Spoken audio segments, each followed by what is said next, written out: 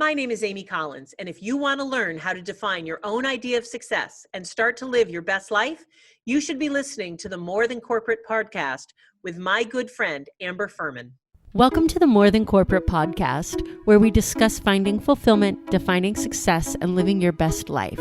There's no roadmap to success, no one-size-fits-all answer to fulfillment.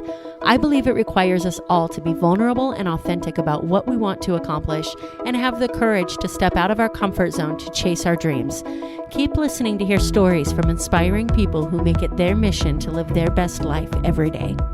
Welcome back to the show, everyone. I am super excited for today's interview.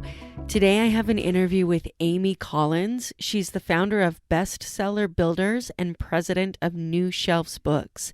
Collins is a trusted expert, speaker, and recommended sales consultant for some of the largest book and library retailers and wholesalers in the publishing industry. She is a USA Today and Wall Street Journal best-selling author, and in the last 20 years, Amy and her team have sold over 40 million books into the bookstore, library, and chain store market for small and mid-sized publishers. She is a columnist for and a board member of several publishing organizations and a trusted teacher in the world of independent publishers. Amy and I had a really cool conversation. We got into writing books, we got into publishing books, self-publishing options, some of the other options that may exist for somebody who is in the process of writing a book, when you should consider your publishing option and how that may impact how you write your book and who you write it for, and so many other things, including a bunch of information about Amy's background and her history in music, and just a really cool conversation. So I'm really excited for you to hear from Amy. Before we jump into that conversation, I wanted to take a minute to talk to you about the spots that I've opened up for my individual coaching sessions. If you are somebody who feels like you're stuck in your current position, you feel like there's so much more fulfillment that you could be getting from life and you can't figure out how to get to that point where you feel like you're actually accomplishing your goals, then the coaching program may be for you. I work one-on-one with my clients to crush limiting beliefs, to lift any perceptions that they may have about what you can accomplish, and to really dig deep into some of the imprint and beliefs that you may be holding on to that are self-sabotaging your progress without you even knowing it. So if you are interested in connecting to discuss whether or not it's a good fit for us to work together on a one-on-one coaching capacity, please reach out to me. I'll post my Calendly link in the show notes, and I would love to connect with you just to chat, see how I may be able to assist you in one way or another.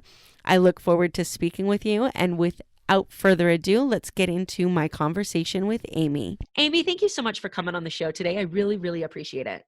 Oh, thank you, Amber. I'm a big fan. I'm really looking forward to this. I'm so excited to have you. So we just went through your bio, but just to remind everybody, you have this amazing company. You're the president of New Shelves Books. You have your amyadvice.com that we're going to get into that I think is just fantastic. But before we get into all of that stuff, let's just figure out a little bit about who you are. Where are you from? Originally, my entire family is sitting in Burlington, Vermont at the moment, but I left home at a very young age to be a professional singer. And I live in New York at the moment. I never made it as a singer, although I tried really hard. And home right now is upstate New York, but the rest of my family's all up in Burlington, Vermont. Wow. What type of music did you focus on for singing? I'm fascinated by that. I studied classical music, and I actually did make a living for a short period of time as a professional singer, singing classical, and I'm a classically trained singer. That's amazing. I love the singer, songwriter, performance world, and we'll get into this a little bit more, I'm sure, but this podcast talks so much about authenticity and vulnerability, and there are few things on the planet that require more authenticity and vulnerability than putting yourself in front of somebody in a singer-songwriter capacity or a singer capacity and just performing for somebody and hoping that they like it. I tell people it's the best hobby in the world. I write all these songs, usually about how somebody's either left me or done me wrong, but I'll write the songs.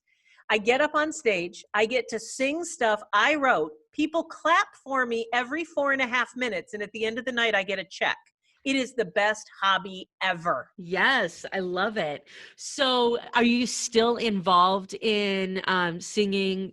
Maybe not in a professionally No, manner, on but the weekends, yes. I still sing on the weekends. I still, I'll grab my guitar and head out and do a night, or, I love it. But no, my day job in the publishing world keeps me pretty busy. So maybe once or twice a month, I'll go out with friends and we'll play some music. so the age old question that I have to ask everybody who can sing well better than I can is karaoke, yes or no? No, That's the answer I no. Now, normally get. now I have no judgment on karaoke for other people. But karaoke is not my favorite. I would much rather, and I do, sit in my living room with a bunch of friends and just jam for a few hours. Karaoke is pretty painful for me. Yeah, that's the answer that I normally get from people. They're like, I listen to people sing all day long. I don't need to go do that again. Um, so let's go back a little bit to maybe high school age when you're getting ready to figure out what you're going to do when you go into the world. Did you have an idea of what you thought your life was going to look like and what plans you had for your adult self? I had a rough idea. I'm lucky enough that I came from a very creative and entrepreneurial family. My mother's side of the family, they were very well read. My grandmother was a librarian. My grandfather, ran a newspaper, and he was a college professor and eventually became a judge. They were very into books and learning and the written word, and they were very musical. And my dad's side of the family, they owned restaurants and businesses, and they started all of these. So I had two very different ideas of what success and what my life could look like. So I was pretty fortunate, but I knew in high school, I knew that I was going to be a musician. I couldn't have been more wrong. But I was positive that I could make a living as a musician. And the fact is, I couldn't. I had some of the talent, I had some of the drive, but I didn't have enough of whatever that it is that would make me be able to make a living at it. And so I was very, very happy to get a job in a bookstore after a few years. And it kind of felt comfortable because of all my years on my mother's side of the family. That's amazing. So you got a job in a bookstore, and did you at that point in time have an interest in the publishing world and the writing world, or was it more of a sales path for you?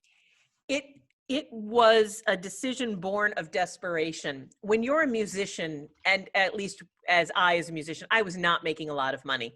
And I went back to college and got a degree in teaching. I decided that I wanted to teach because I loved English and I loved history and I loved music, that I would teach English and music. I mainly did it because I wanted summers off, not because I had a particular passion for teaching. I just thought it was a nice, safe thing to do as a background. Small problem. I got a job immediately. I was flown out to Arizona. I lived in Phoenix, Arizona, and I got a job as a teacher at a boarding school out there.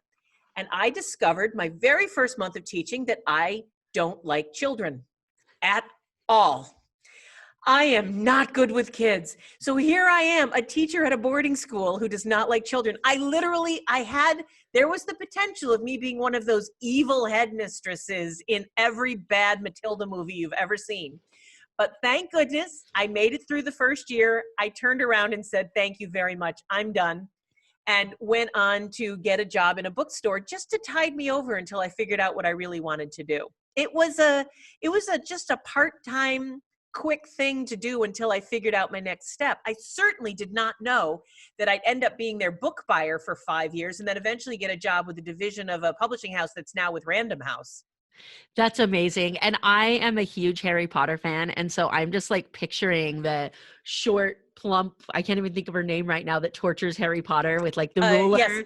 Imelda. Yes, Dumbright what yes. Dumbridge or whatever. Yeah, no, that's what I'm picturing right now. I share your opinion. I thought that I could teach at a college level. And I think that I would have enjoyed teaching at a college level, but it takes so much patience to teach. So even outside of the kids aren't my forte mentality, it takes so much to teach, so much It patience that I has don't to think I be a have. passion. And yeah, teaching sixth graders was not my passion. Anything around sixth graders is not my passion. I have a friend who is starting an entrepreneurial for kids, which I love, but he's like, do you want to be a mentor? And I'm like, do you know me at all? Anything about me? Have So you met me? Yeah. My own sister and brother won't let me babysit. No, I don't want to work with your children. yes. All right. So you're in this book, this bookstore, and you're a buyer for them, which for anybody who doesn't know, can you kind of talk about what it's like and how a bookstore gets the things that are on their shelf? I think it quickly became apparent to the management of the bookstore chain where I was working, because at that point they had 10, 12 stores. Eventually they even grew out to be a much larger chain. But it was quickly apparent to them that I shouldn't be working with the public. So they put me in the office, and my job was to decide what books to stick on the shelf and what books not to. I started out as an assistant where I'd be restocking books that were selling on a regular basis. Now, this was the 90s. So, Who Moved My Cheese and Bridges of Madison County. And, these were the big books back then. Oprah was huge with her book club. It was just getting started. And when we were running short on books, my job was to make sure that books were always in stock. But a book buyer's job is to decide which books that have not been published yet, but that are coming down the pike, are going to end up on the shelves and which ones aren't. And I did that for many years and I loved it. So one of the things that I always say to people is that in whatever opinion or whatever area you're in, whether it's business or professional or whatever, people are going to buy you, not your product or service. They're going to connect with you. And I was interviewing an author who said a similar thing about books. Like once you publish a book that somebody connects with, they will read all of your books as long as they're of somewhat similar value. When you're deciding what books make it on a bookshelf, do you have a similar relationship to authors? Do you have certain authors that you are drawn to because you know their quality is higher? Do you build those relationships, or are you looking at each book in its own individual capacity? One of the hardest things to learn, and what separates the good buyers that I work with from the buyers that I'm less than fond of, is that a really good buyer doesn't let their own personal opinion color what books they're going to stock. Yes, I myself would fill a bookstore with nothing but Rosamund Pilcher and Hilary Mantel novels. I mean, go ahead, throw an English accent on it and I will stick it on the shelf. That is my personal passion. But the fact is that you have to pay attention to what the community around that store, what they want. And so if you've got a bookstore in Duckbill, Ohio, and you have another bookstore in the same chain in Buffalo, New York, and you have a third one down in Miami, Florida, those are three extremely different communities. And you have to pay attention to what they want. And they will tell you, they vote with their dollars. So what they're buying, if the Miami store is buying mainly political and memoir, and it's okay, then I'm not going to throw a bunch of romance novels in there. And if Duckbill, Ohio, I don't think there is a Duckbill, Ohio. I totally made that name up, guys. Don't Google me. Then so yes, there is a connection, and you know who the good authors are, and you know who the good publishers are. And there are publishers who have little imprints, and an imprint is a subset of a publisher. And you know that anything they do is high quality. I love that. But you have to stay open-minded because there's always new things coming out. And so if you're buying a nonfiction line of books on, for beginners, well, then yes, you can trust that something for dummies. You can trust it because you know the brand name. But you're not doing anyone any service if you only buy the dummies books. It was my job as a buyer to keep an open mind and to try new things. But those new books really had to prove themselves quickly to me. It's not just about the love of books. The book has to earn their way into my heart, and then it has to earn its way to stay there. It's not an emotional thing. On as much as I'd love to tell people it's a business decision. Yeah, and I think that that's so important for everything that we're doing, whether you're an entrepreneur that's out there building a business or whether you are a person who is trying to sell yourself to a business for employment, that we need to be able to communicate with people and give people what they want, not what we want.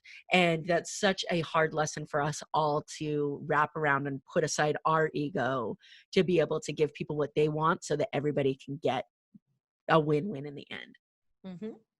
So you mentioned that this was back in the 90s, and the first thing that comes to my mind is the level of room for error that you had, which I think would be different than now because this was pre the Amazon takeover. This was pre huge internet sales, if I'm accurate. And so you had to decide what books you were going to sell, because right now, if you go into a bookstore, you can say, oh, I don't have it in stock, but give me till tomorrow. I can have it shipped to you. In the 90s, we didn't have that possibility. Can you talk about a little bit about how that's changed for bookstores since the increase of internet sales?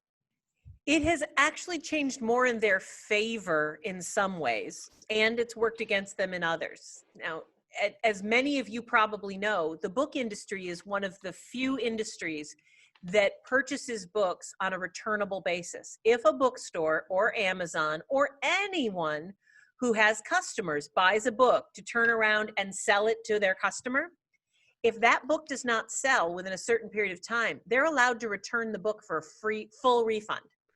So the risk that you're talking about in terms of for bookstores to make the right decision has not changed in that way. You can still return books if you don't make the right decision. But I will tell you where the internet and where the new business world has really cramped bookstores. Rents are much higher. Employment costs are higher. Everything has gone up, but the price of books has not gone up anywhere near as high as rent has, or insurance costs, or employee costs. I mean, books that were $12 or $13 15 years ago are now $14 or $15. They've gone up $1 or $2, a couple of hard, but books do not bring in a lot of money. And so when you have to keep your costs low, when you have to pay your rent or your mortgage every month on the store, when you have to keep the lights on, every square inch of that bookstore shelf has to make you money, and it has to make you money faster than it used to. In the 90s, I could take a chance on a new author. I could, if an author came in with a book, I could give it a couple months on my shelf. Why not? I've got time. I don't have that time now. Bookstores have incredibly tight margins. Yes, they buy books returnable. And yes, they get a 40% discount off of most of the books they buy. But that 40% off of a $13 or a $14 book is not enough to keep the lights on if that book is not selling fast and hard. And so you don't have 6-8 months anymore to prove yourself. You have 6 or 8 weeks at the most. Yeah, and I think what also comes to my mind is as a society, our willingness to wait. So if we don't see what we want in a bookstore, Amazon can have it to us. Well, now Amazon can have it to us in like 4 hours if we really want it, but it can have it to us overnight. And so I think that also plays into it too, is we as a society aren't willing to wait for something anymore. So we need it now. And if you don't have the right book in your store, it could impact your ability to keep going. And one of the things that completely flabbergasted me, because if you want to say, Amy, what is the one thing that marked your entire career, I would say that the number of times I've been wrong is stunning, because I've been wrong so often. And here's one of the things I used to believe. I used to believe that and I'm only speaking about the American public, but that the American public would never be comfortable browsing for books online. I really believed that they would always need to go to a bookstore or a library or have someone recommend them the book, that stumbling across new books online was never going to work. I truly believed that. I was wrong, horribly, painfully wrong. Now, not me, because I'm old, but most people younger than I and all the way down, people under 50, they have learned how to browse online. I've learned how to browse online. I'm always finding new authors and new books online. I don't have to go to a bookstore or a library. All I need to know is that if I like Hilary Mantel, well, then obviously I'm going to like Elizabeth Chadwick because Amazon or barnesandnoble.com tells me so. And I can download, and I'm an ebook girl. I love ebooks. So I can download a book in seconds and be reading. I am never without a book thanks to my iPhone. Yeah, I have recently embraced the ebook mentality as well. I am a reader. I have to visually be able to highlight and things like that. So I always thought I need to carry around my books. And then like I was carrying around 3 at a time and I'm like, this really is not effective. And so the ebooks have changed the game for that. With that being said, I would love your opinion as somebody in the industry before we move on to the publishing world of things, as what you see for the future of bookstores. Like I see people talk about, or I hear people talk about the idea that boutique bookstores that can offer a reading experience might be coming back. Where do you see brick and mortar bookstores in their future in this reading sales experience? Independent bookstores are coming back. 7 years ago, there were 1,600 independent bookstores in the United States. There's now over 2,400. We have over 800 more bookstores today than we did 7 years ago. Those numbers are solid. They're listed right by the American Booksellers Association. You can look them up. You can Google that, guys. I promise. That's a real number. I make up numbers sometimes just to be funny, but that's a real number. These numbers are growing. But a lot of these bookstores are also wine bars. They're also musical venues. They're tea shops. They sell board games. These bookstores aren't usually just bookstores anymore. They are community centers. There's one in DC that I love that invites people to come in and sit down and play board games, but it's also a bookstore. And then there's this Asheville. In Asheville, North Carolina, I went recently to one that was a wine bar and a bookstore, and it was lovely. And so I think bookstores you don't need my wisdom on this. You can see that they're coming back. You can see that they're growing. Libraries are coming back. People want to get together and have an experience, and they can't do that online. But also, keep in mind, people are getting very tired. We're getting busier and busier. We're working longer hours. We have less free time. I don't know how long that's going to last, but and keep in mind, I've said this before, if I think something, I'm probably wrong. But here's my guess. I would guess we are hitting a maximum point in our ability and interest in not having any leisure time as Americans. I think we're at a crisis point. We are exhausted, we are overstretched, we are overscheduled, and when we do sit down for 11 minutes, we feel guilty. And I think there's going to be a backlash to that. It's already started. Arianna Huffington's been leading that charge for a few years now. But I think that when that actually boomerangs around, bookstores and libraries are going to have even more of a resurgence than they're having now.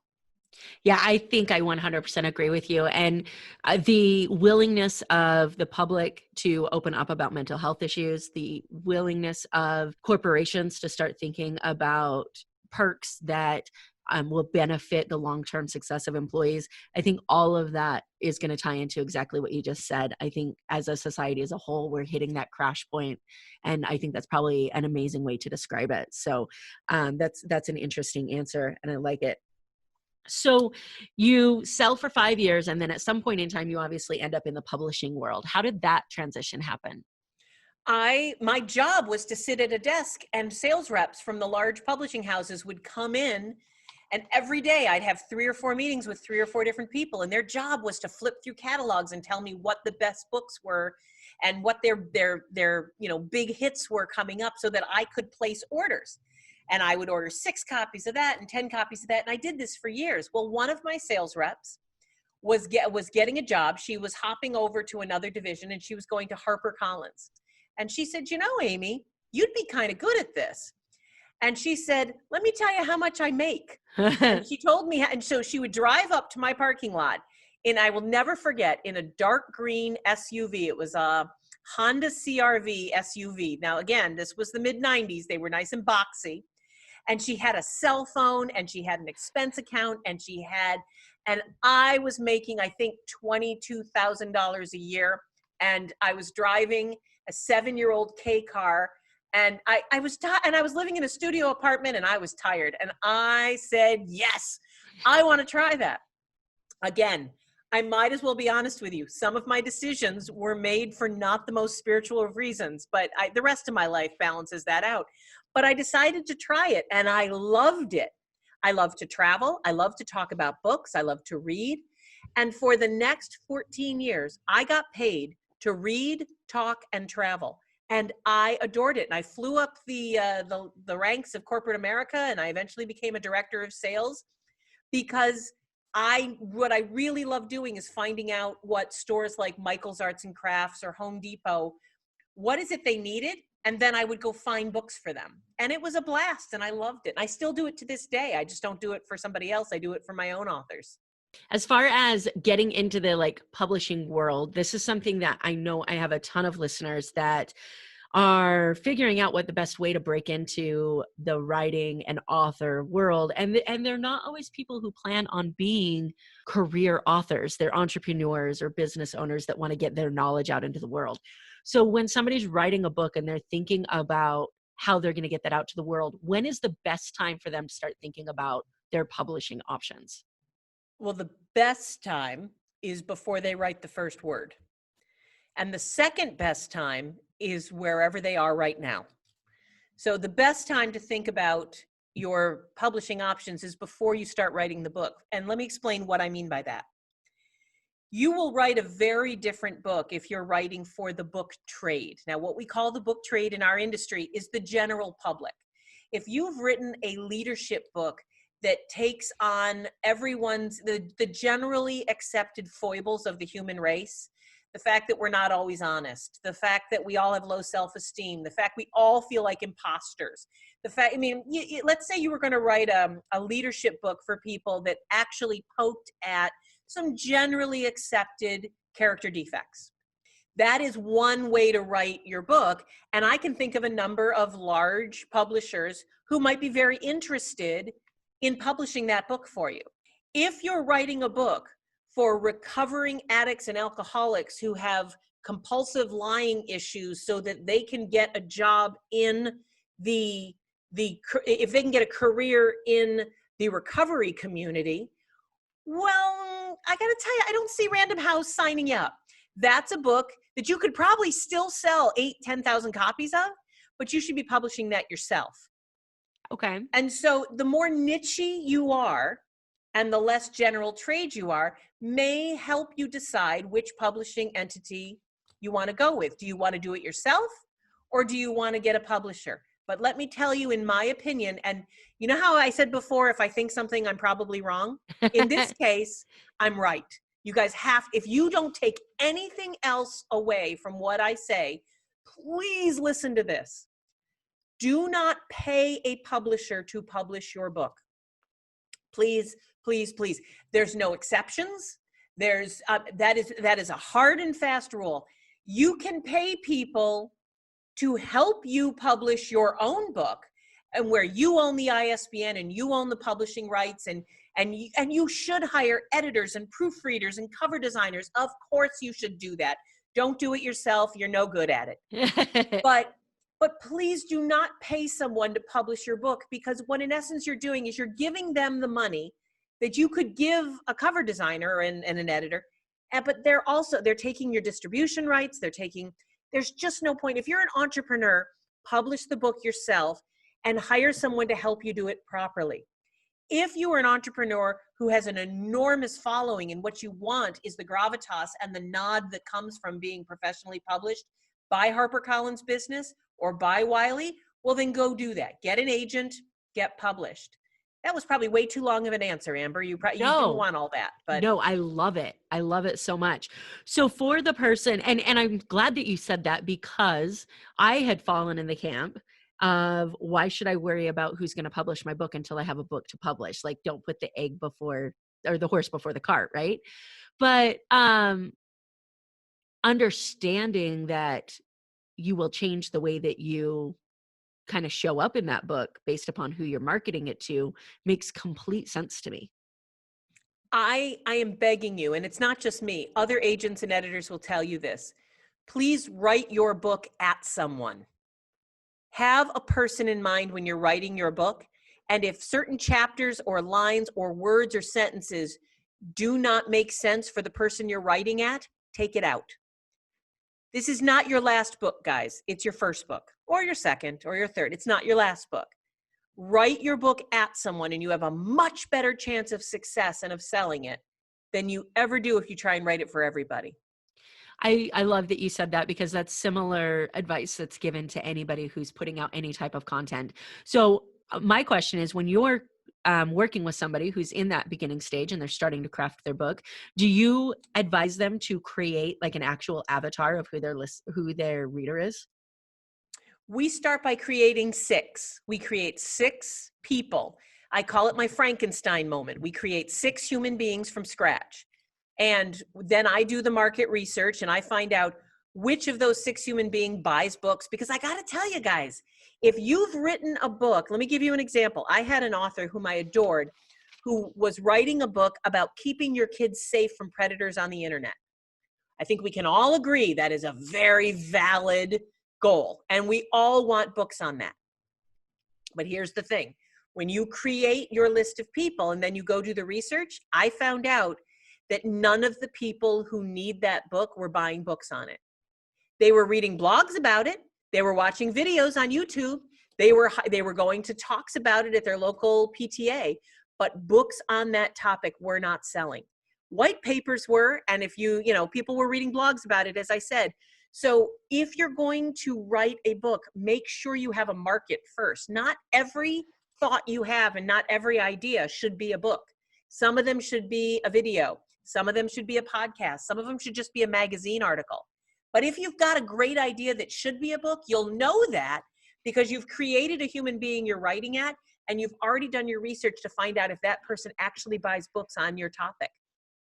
I love it. So I want to get into we've talked about so much tactical advice and it's amazing.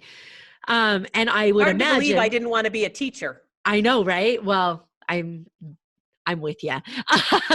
So I can imagine that this is a little glimpse into what your Amy advice your Amy advice sessions are like. Can you talk about where that idea came from and what you do with those and where people can find them?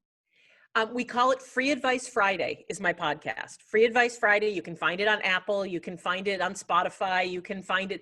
But the website, amysadvice.com, and you can ask me questions live. If you go to amysadvice.com, you can sign up to join me live every Friday from 10 a.m. Eastern to 11. And I answer questions the whole hour that come at me about the publishing industry. If you have questions because you don't understand how copyright works, or you don't know what the Library of Congress does, or why can't you do this, it got to the point I received between 400 and 500 emails a day from people asking for my help, asking for advice in the publishing industry, because I'm lucky enough that I'm out there a lot in different magazines and the like. People ask me for help. And it was breaking my heart. I couldn't answer them all. So what I do is I give an hour every Friday where I answer any question that comes at me. So amysadvice.com, you can email me at questions@amysadvice.com. You can sign up for Free Advice Friday at with an S, AMYS, no apostrophe, amysadvice.com. But Free Advice Friday is the name of the session. I simulcast live on Facebook. It goes on my YouTube channel, youtube.com/Amy Collins. And all of my old versions are there. And it's totally free. It's the only way that I could give back to the community without exhausting myself by trying to answer 400 emails a day. I love it. And, I'm a true believer that everybody has a story that needs to be told. And similar to what you said, maybe it's not all told in a book, maybe it's told in a podcast, or it's told in another way. But we, for too long, have lived in a society where we believe that there's only a certain amount of people that should be telling our story. And this is what I love about the podcasting world. And so I really think that everybody could benefit from signing up for something like what you're offering for the Free Advice Friday, because you get to see what other people are struggling with by the questions that they're asking. And you get to realize that you're not alone in getting into this space. And I love everything about it. There are so many wonderful resources out there. And I get nothing for recommending these guys, but Jane Friedman, janefriedman.com, IBPA, the Independent Publishers Association, My website, my blog is helpful at newshelves.com, but there's so many great people out there trying to be helpful to authors. There's in this day and age, we're in a golden age of online information. There is no reason to not do this right if you do your homework. Yeah. And I think in the world that we're in right now, where you have more access to get your message out, but at the same time, what you do is permanent, and it's not gonna, in the past you could write a book, or you could do a web article, or not web, newspaper article, and if it crashed and burned, it would kind of disappear. And we're in a society right now where what you do follows you around for the rest of your life. So it is important that you do it right the first time, because you the idea that you can't remake a first impression was so important in like the 60s and 70s and 80s, but it is so much more important now, because that YouTube channel that you put out, if you don't do it right the first time, and I'm not talking about the increase that comes with time. I'm talking about like real bad mistakes that people make because they try to do too much themselves. You can't fix Or those. they try and rush to publication. Yes. They're in such a hurry to get a book out. Getting a book out properly takes almost a year. Yeah. Please, for the love of heaven, stop rushing to, you want to publish a book. You don't want to print a book-shaped object. Do it right, guys. So this may be an answer to this question, but I'm interested to know if there was one thing that you thought people knew about, that you wished people knew about the publishing industry. What would that be? That books are not, if I could give one bit of wisdom that people truly would believe, because no one believes me when I tell them this, that writing a book is just the first step. You're not done when you write the book. You're not done when you publish the book. You are not done until you're writing your next book and you're selling the previous one. That writing a book and getting into publishing and becoming a successful author is a full-time, hard job that never ends. You do not get to write a book, become a bestseller, and then go sit at a villa somewhere in Italy. It never works that way. And people who say, but what about 50 Shades of Grey, or what about The Secret, or what about The Shack? They did not go viral. They worked their butts off. They spent tens or hundreds of thousands of dollars and hundreds of thousands of hours, and they had teams in place to become successful. And then they wrote their next book. To answer your question, if I could impart one bit of wisdom, is that the slowest and worst way to make a living is to be an author. It is the worst way ever to be an author. And that is not why you do it. Any more than that's why you and I shouldn't be teachers. It has to be a passion. And for those of you who are nonfiction authors and who are entrepreneurs and who are business people, the book should only be one part of your educational plan. You should be podcasting, you should be blogging, you should be doing live sessions, you should be doing video sessions, you should have a YouTube channel, you should be putting information out. I don't care, TikTok videos, I don't care what you do, but books should only be one small part of it. So I'm going to hold on to this nugget for the next session. We're going to talk about you for a little bit more, but I think that advice just applies so well across the board. Like if you're doing anything with the idea of making money as your top priority, you're going to fail and it's going to suck. You have to have a passion for whatever you're doing, and otherwise you burn out so quickly. And so we'll talk about that when we get to the success side of this, but that just wraps it up in a bow. So thanks for that. Well, because it's an expensive proposition. People spend $5, $6, $7, $10, $20,000 to publish a book and they want their money back. No, I'm sorry. My dad spent $8,000 or $10,000 a year to become a better golfer. He wasn't expecting his money back. You know, I mean, people who want to become better watercolorists and take classes, and I don't know very many people who decide to paint flowers who think they're going to get to make a living at it. Why do writers think that they all get to make a living at it when no other creative enterprise does? Well, and I think the short answer to that is that we have seen the rise of people talking about the money that they're making from their books. And in everything that we do in life, we see the end game. We don't see the hard work that goes into it. And so everybody is looking at this saying, oh, well, this person did it. It's like your singer-songwriter that's a one-hit wonder that's been busting his ass for 25 years in bars in Nashville or wherever he's at, that finally got a song out and everybody says, oh, well, that happened quick for him. You know, that's kind of where we're at right now. And we're in a world where everybody's being told, if you want to be a successful entrepreneur, you have to have a book. And so they're like, well, this is where I'm going to make my money. Well, and there's a lot of predators out there who are preying upon authors and telling them that they can become bestsellers or that they can, have all their dreams come true if they write a book in a weekend and then sell a truckload of books. No, that's not how it works. I'm sorry. I would be so rich right now if I just swallowed it and just said, you know what? I'm going to be one of those guys, because there's so many great people out there right now making a huge living telling authors that everyone can be a bestseller. We can't. I actually spend most of my time making authors cry. Yeah, I can imagine. So you have your bestseller builders that you're the founder of, and then you also have the president of New Shelves Books. Talk to me about kind of where those came from and what you do with those. New Shelves Books. I started a book sales and distribution company 14 years ago yesterday. Yesterday was my 14th anniversary. And it was my job then and now was to help small presses and self-published authors and entrepreneurs and people who wanted to get their book into Barnes and Noble. And at the time it was Borders. But now it's, people who want to get into airport stores or bookstores or libraries. And I would do that for them.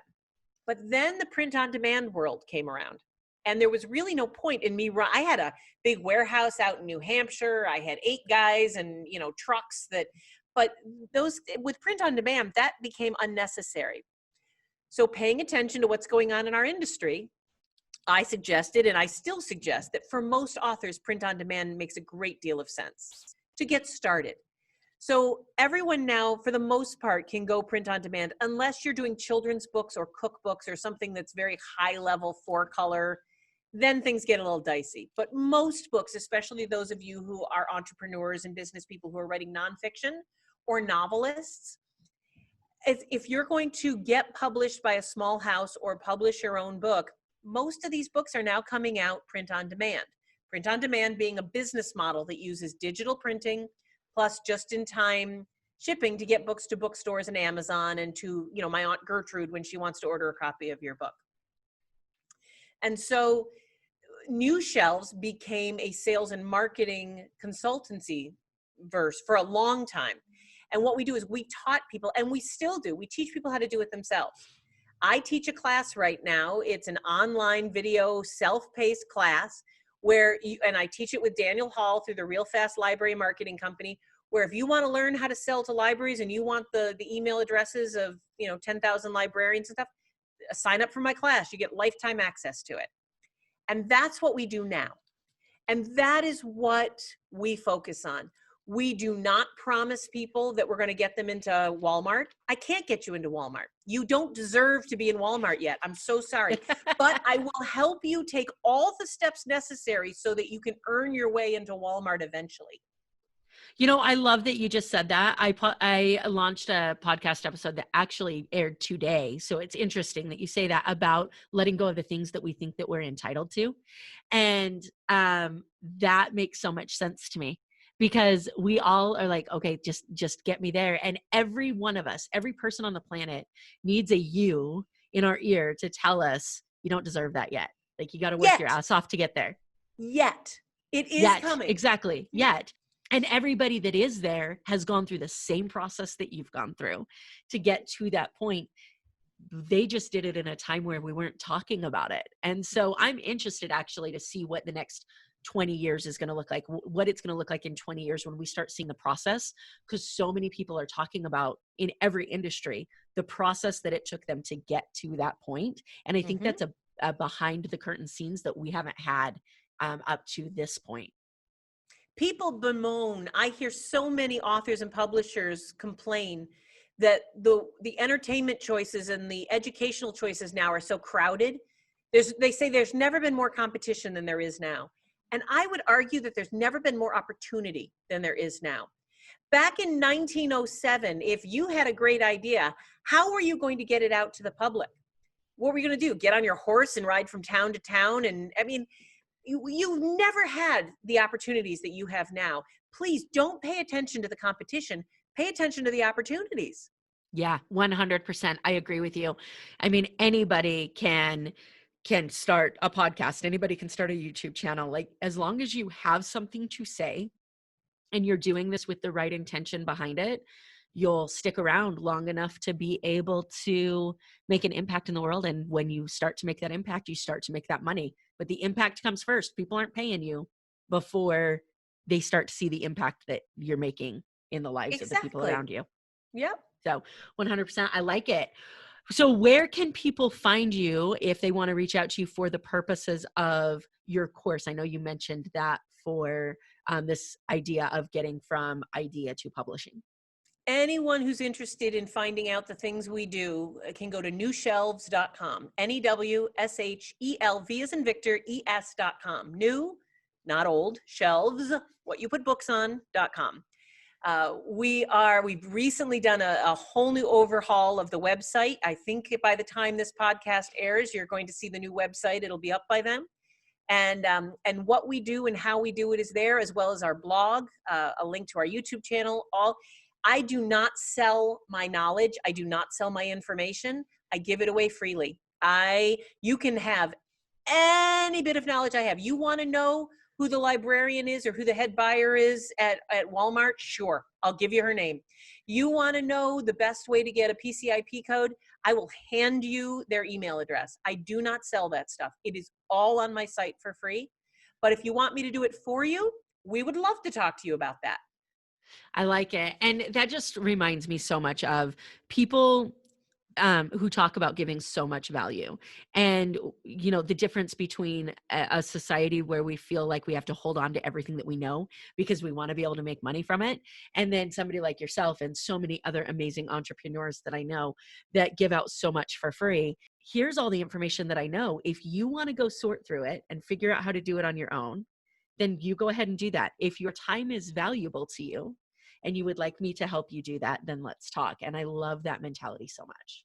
Well, because not everyone has the budget to do this, but they do have the time, and I've said for years, time, money, talent, pick any two. As long as you've got two of them, you're fine, but you need at least two. I love it. So moving into kind of the contact segment of this podcast, something that I ask every single one of my guests is, if you had to define success for yourself right now, how would you do that? And how has that definition changed for you throughout your life? I have to say it hasn't. My mom can tell you that I said the same thing when I was 20 as I'm saying now at 50. That when I pass away, when I shuffle off this mortal coil, I only want two words being used to describe me: classy and helpful. Now, I swear like a sailor. I wear shirts way too low cut. I think the classy thing has probably sailed. But my idea of success is class and service. And so if I can be helpful to people, then I will consider myself very successful. But I'd love it to also be thought of as classy. Classy is relative, and I think everything that you just described is why you're my kind of people. So I love that so much, and I'm interested to know whether you think that your upbringing I know that you mentioned you come from an entrepreneurial family and an entrepreneurial mindset, whether that had something to do with the fact that you had thought about what success meant to you at such a young age. Truthfully, no. I would say that my upbringing definitely had a lot to do with it, but I did come from a wonderful family, but it was a troubled family. I came from a very troubled background, and I had not only but a huge swath of my family, an enormous percentage of my family has had to overcome either addiction issues or mental health issues, or we're the bruised fruit section. We're what do they say? The odds are good, but the goods are odd. And we think we're hysterical. I mean, we love each other and we're close and we're tight, but because I come from a family that is constantly having to evaluate how they're doing and what's going on, and we check in with each other, the idea of service was not something that was instilled in me from a young age. It was an aftermarket add-on. It was kind of a bolt-on after I came out of the factory. And I love that that happened, but it was something I had to learn in my adulthood, to not just go after and grab everything that I wanted, but that there was more to life. And no, that was not always part of my family's backgrounds, but I'm really glad that it is part of my life now. I love it. And I love that you described it as an aftermarket add-on, because we get to decide what we're going to be and what our personalities are going to be, and our service to others is going to be, and what's important to us and our values. And it doesn't have to stay the same our entire life. We get to Mr. Potato Head our life and figure out what's important and what's not important and change our pieces around. And I love that you described it as an aftermarket add-on. Well, to this day, I say that I always have to wait for the second thought. Whenever somebody offers me something, my first instinct is to grab what I can and to be selfish and to be, I mean, my first instinct is never the genuinely spiritual, healthy instinct. But if I wait for the second thought, it comes. And so I have had to learn to take a deep breath, because my first instinct is never the classy service-based one. Well, when you are able to articulate how you found that filter, let me know, because I still sometimes think that I don't wait long enough. So, um, so I kind of find this as I've started this podcast and talked to people, the idea of success and fulfillment and how they relate has become super interesting to me. So I'm interested to know whether you think that success comes first, followed by fulfillment, or whether you find fulfillment first and then you feel successful. I have never connected the two before. I always saw them as two very different entities that you could feel deeply fulfilled. So I'm going to say, now that, because that's a great question, I've never connected those two concepts before. And I would say that, being that my definition of success being what it is, that I don't have to feel fulfilled to be successful. I'm not a big fan of paying attention to how I feel. I'm more a fan of paying attention to what I do. There are days I do not feel fulfilled. There are days I don't even feel particularly friendly. There are days that I don't feel like doing any of the things that I do, but I do them anyway, and that is why I'm successful. So no, I'm kind of like piecing it out as you ask, because I've never put those two concepts together. But no, I think success is separate from fulfillment. I don't think that feeling fulfilled has anything to do with my success. I don't think feeling anything does. It's whether or not I show up the next day and live up to my own goals for myself and the things that I've set to try and have some integrity. Such an amazing answer. Such an amazing answer. Thank you for that. And then as far as writing and publishing, and we talked a little bit about this with music, but how do you constantly make sure that you're pushing yourself out of your comfort zone so that you don't get complacent with what you are trying to do with your life? I never go anywhere without a lifeguard keeping an eye on me in the deep end. I don't do any, me by myself is never a good idea. So I have friends, I have cohorts, I have buddies, I have a husband, I've got a mom, I've got a sister, I've got a therapist, I've got groups of people who are happy to see me coming and groups of people who are not.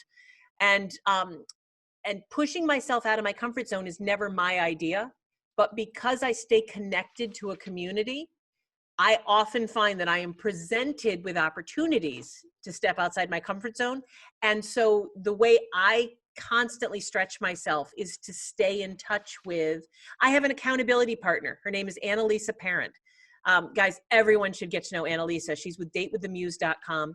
She and I get together every Monday for a couple hours, and we sit on Zoom together, and we do all that. We don't talk. We just stay on a video conference together, and we do all the things that we didn't get done last week that we didn't want to. Because there are things I don't want to do. I don't want to do my bookkeeping. I want to do I am the queen of 80%. I love to do the first 80% of every project, but the last 20% I hate.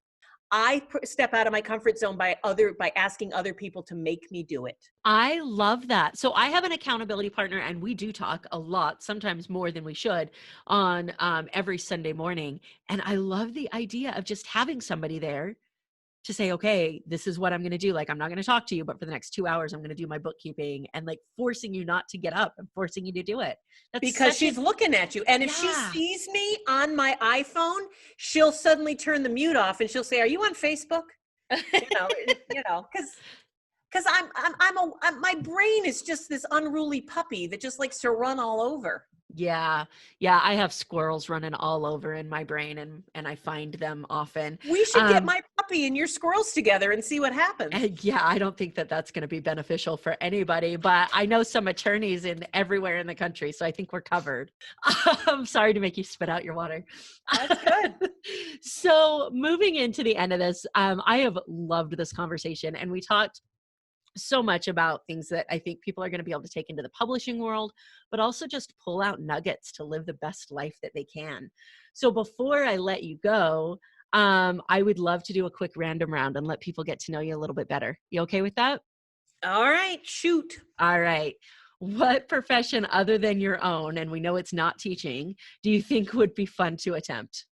If this publishing thing ever goes south, I think an over the country long haul 18-wheeler driver would be the perfect job for me. The idea that I love to drive. I love to be alone. I don't like talking to people. I'm a horrible human being. So the idea of getting paid to be able to drive 12, 14 hours a day and listen to music and oh my God, I would love that. That would be my favorite job. Love it. If you could time travel, where would you go and why? If I could time travel, I would go back to 1987 and I would tell Amy to just calm the hell down, just relax, that it's going to be fine. I would, if I could time travel, I would love to save myself all of the angst that I put myself through just worrying about stuff that never happened. Love it. On that note, before we move on, there was a quote that was sent to me that I saw in my Facebook memories that I posted about 5 years ago that said, I have 99 problems and 86 of them are completely made up in my head for no logical reason. Yes. And that makes complete sense to me. Have you heard the Mark Twain thing? Mark Twain back in the 1800s said, I have lived through the most horrible times known to in all of humankind. Some of them actually happened. Yes, it's so true. So true. All right. So what personality trait has been most helpful to you throughout your life? I have to say my sense of humor. If you can make people laugh, you can get them to kind of like you and to hire you. And I got to say my sense of humor, and I'm very grateful to my parents for that because I can't take credit for it. But there's a small percentage of the human population that finds me funny. And I would say that particular characteristic has been the most helpful to me in terms of both personal and professionally. Love it. And let's go down the dark side of that. What personality trait has gotten you in the most trouble or you've had to watch out for? I would say my sense of humor. Would also be the answer. I had a man call me a couple months ago and he had a lot of money. He was gonna give me money to work with him. And we were talking about a cover design concept and we hadn't exactly signed the contract yet. And I was trying to explain to him what I meant. And so I said to him, do you like music? He said, well, I like Michael Bublé.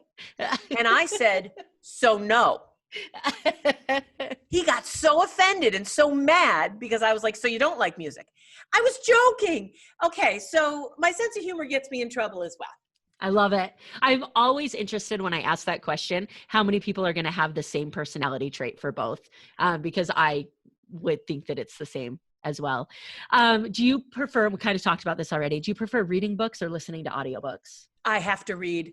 I don't watch video. If I'm on Facebook and I see that a video of like a TED Talk is 20 minutes long, no, I go find the transcript. I read so much faster than an audiobook could ever, even though you can speed them up now. I don't have that kind of time. I do not have 12 hours to absorb a book because I read so fast. I read 3 or 4 books a week.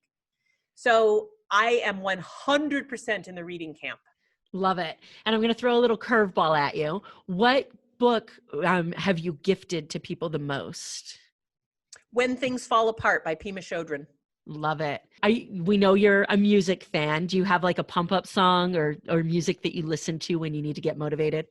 I do, but I don't want to say it in public. You said that this tracks us forever, but I Need a Hero by Bonnie Tyler is my, I'm sorry, but I'm a child of the 80s and there it is. And I'm sorry, but I Need a Hero by Bonnie Tyler will always be the song that gets my blood going. And stop laughing at me. I can see you. No, I'm trying. It's so hard, but it's okay. I just got a notification from my Spotify that Justin Bieber launched a new record today, and I'm trying to figure out why it thinks that I would be interested in that, which tells me there's something on my playlist that I don't want to admit either. So I share your embarrassment. It's okay. Once a year, I will produce a concert for charity, and we call it Guilty Pleasures. And I bring all of Rochester together, and we each perform a song we're embarrassed to admit we like. And last year, I did Sister Christian. I love it. I love it. See, there is a listener out there for every music. Michael Bublé included. Do you have a morning routine? And if so, can you give us a glimpse into it? I prefer total silence in the morning.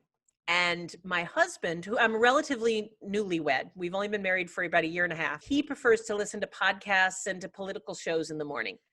So my morning routine is to get up a little before him, get all cleaned up, slap on some makeup, and I go to my car. And my morning routine involves prayer and meditation and breakfast. And I, in the last 5 or 6 years since Tim and I have gotten together, my morning routine, I do pray, I do meditate, I have breakfast, but I do it from my car. And I do everything in the front seat of my car because it's a quiet, safe space where I don't have to hear anyone's political voice. I like quiet in the morning. I need at least 2 hours of total silence before I can get on with my day. Oh my gosh, I love you so much right now. And I can just picture you in your car all by yourself doing your morning routine. Yeah. And completely happy. And somebody looking, going, what's wrong with her? And you're just in the best time of your day. It is. Yeah. Love it. All right. So if people want to find you, and they should, because number one, you're hilarious. And number two, you have so much amazing information to give people. Where's the best place for them to track you down? Newshelves.com or amysadvice.com. Either one will take you to the same page, the same place. Newshelves.com or amysadvice.com. I would love to meet with you guys. Drop me an email from my website. Sign up for a free 15-minute consult. Do what you need to do. I would love to connect. Awesome. Well, I really appreciate you taking some time out of your busy schedule to hang out with us today, and all of the insight and practical tips that you have given us into the publishing world and life in general. Oh, Amber, thank you. And we have to get you on my podcast next. Oh, I would love that. I would love that. Thank you so much for tuning into this episode of the show. I hope that something that was said resonated with you or provided value to you in one way or another. I'd love to hear more about your thoughts on the show. You can reach out to me on Facebook or Instagram at Amber Furman. Also, I've created a Facebook community for followers of the show to interact with me and other members of the community. You can find that on Facebook at More Than Corporate. So go ahead and join that group if you'd like to stay up to date on podcast happenings and meet some really cool people. Again, thanks so much for tuning in.